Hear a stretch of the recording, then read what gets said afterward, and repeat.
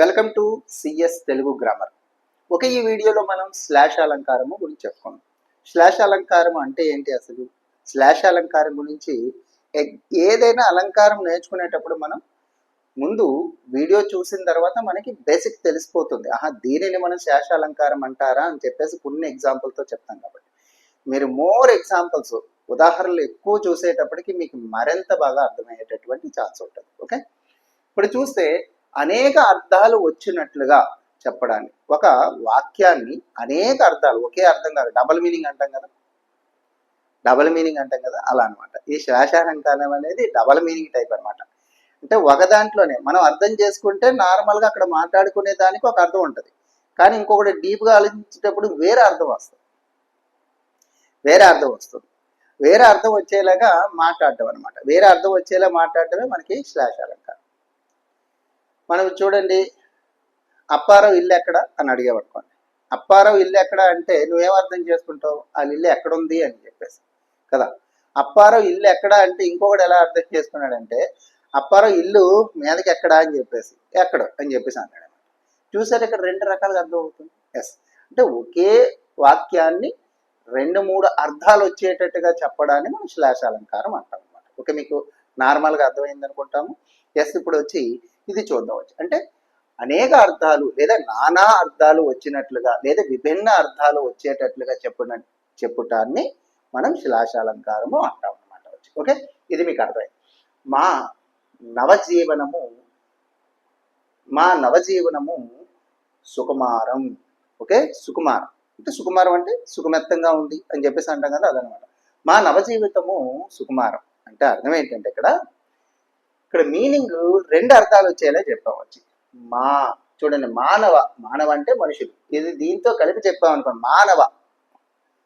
మానవ జీవనం సుకుమారం అని చెప్పామనుకో. మానవ అంటే ఎవరు? మనుషుల జీవనం సుకుమారంగా ఉంటుంది అని చెప్పడం. లేదు అనుకుంటే మా నవజీవనం అని చెప్పి విడదీచ్చేది మనం. చూడండి, మా నవజీవనం సుకుమారం. మా అంటే మా యొక్క, నవ అంటే కొత్త జీవనం సుకుమారం. రెండు అర్థాలు వచ్చాయి. చూసారా, మానవ జీవనం సుకుమారం ఒకటి, మా నవజీవనము సుకుమారం ఒకటి. రెండు చదివే విధానంలో మార్పు, అక్కడ వాక్యం మాత్రం ఒకటే అని రెండు అర్థాలు వచ్చేలా చెప్పాం. అలా విభిన్న అర్థాలు వచ్చేటట్టుగా చెప్పడాన్నే శ్లాష అలంకారము అంటారు. ఓకే, ఇప్పుడు వచ్చి మిమ్ము మాధవుడు రక్షించుగాక అని చెప్పి, మిమ్ము మాధవుడు రక్షించుగాక. మాధవుడు, మా అంటే లక్ష్మీదేవి, దవుడు అంటే భర్త. లక్ష్మీదేవి భర్త విష్ణుమూర్తి. మిమ్ము విష్ణుమూర్తి రక్షించుగాక అని చెప్తున్నాడు అనమాట ఫస్ట్ వాక్యంలో. రెండోది చూస్తే దీన్నే మిమ్ము మా దేవుడు రక్షించుగాక. మిమ్ము మూ లాసేసి ఊ వచ్చింది కదా, ఆ ఊతో కలిపి దీన్ని చదివామనుకో, అప్పుడు ఏమంటుంది? మిమ్ము మా దేవుడు రక్షించుగాక. దీంతో కలిపి చదివామనుకోండి, అప్పుడు మిమ్ము మా దేవుడు రక్షించుగాక అంటాం. మిమ్ము మా దేవుడు రక్షించుగాక. మా దేవుడు అంటే ఎవరు? పార్వతీదేవి. దేవుడు అంటే, దవుడు అంటే భర్త, పార్వతీదేవి. మేము మా దేవుడు, మా అంటే ఎవరు? పార్వతీదేవి. దవుడు అంటే భర్త, పార్వతీదేవి యొక్క భర్త శివుడు రక్షించుగాక అని చెప్తున్నాడు అన్నమాట. మేము మా దేవుడు రక్షించుగాక అంటే అక్కడ అర్థం ఏమొచ్చింది? శివుడు రక్షించుగాక. అంటే ఇది మనకి more times is the practice లేకుండానే నేను వెళ్ళి ఇది ఏ అలంకారమో చెప్పేస్తానంటే మనకి కుదరతాడు. మోర్ టైమ్స్ నీకు ఇప్పుడు తెలిసింది కదా, నీ అలంకారం తెలిసిన తర్వాత మోర్ ఎగ్జాంపుల్స్ ప్రాక్టీస్ చేయాలి, చేస్తేనే నీకు ఖచ్చితంగా వస్తుంది.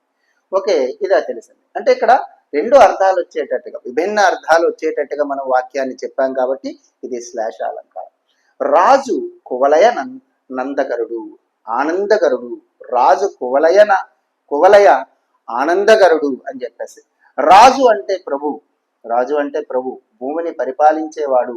రాజు భూమిని, కువలయ అంటే పరిపాలించడం, ఆనందకరుడు రాజు అంటే భూమిని పరిపాలించేవాడు అని ఒక అర్థం వస్తుంది. రాజు ఇక్కడ కువలయ ఆనందకరుడు. రాజు అంటే ఇంకొకటి ఉంది, చీకట్లకి రాజు, చీకటికి ప్రభు, చంద్రుడు అని కూడా అర్థం వస్తుంది. ఓకే, నానా అర్థాలు గుర్తుపెట్టుకోండి. రాజు అంటే చంద్రుడు అని కూడా అర్థం ఉంది. కాబట్టి చంద్రుడు కలువులను వికసింప చేయవాడు అని కూడా అర్థం వస్తుంది. దీనికి అర్థం రెండు ఉన్నాయి. భూమిని పరిపాలించువాడు అని అర్థం. రాజు కువలయ ఆనందకరుడు లేదా చంద్రుడు అంటే రాజు అంటే చంద్రుడు కాబట్టి కలువులను వికసింపచేయువాడు అని కూడా అర్థం వస్తుంది. అంటే ఇక్కడ రాజు అనే పదానికి రెండు అర్థాలు ఉన్నాయి, ప్రభువు చంద్రుడు.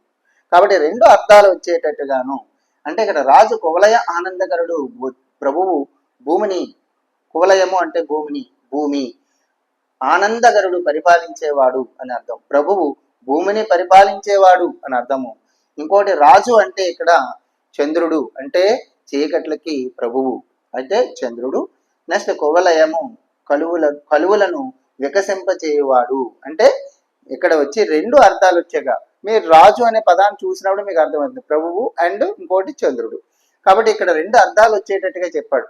కాబట్టి ఇది కూడా అంటే రెండు కంటే ఎక్కువ అర్థాలు కూడా రావచ్చు. ఓకే, అంతకన్నా ఎక్కువ రావకూడదని ఏమి లేదు సార్, రెండు అర్థాలు వచ్చేటట్టు చెప్పాలి సార్ అంటే అర్థాలు ఏం లేదు, ఇంకా ఎక్కువ అర్థాలు వచ్చేటట్టుగా కూడా చెప్పొచ్చు.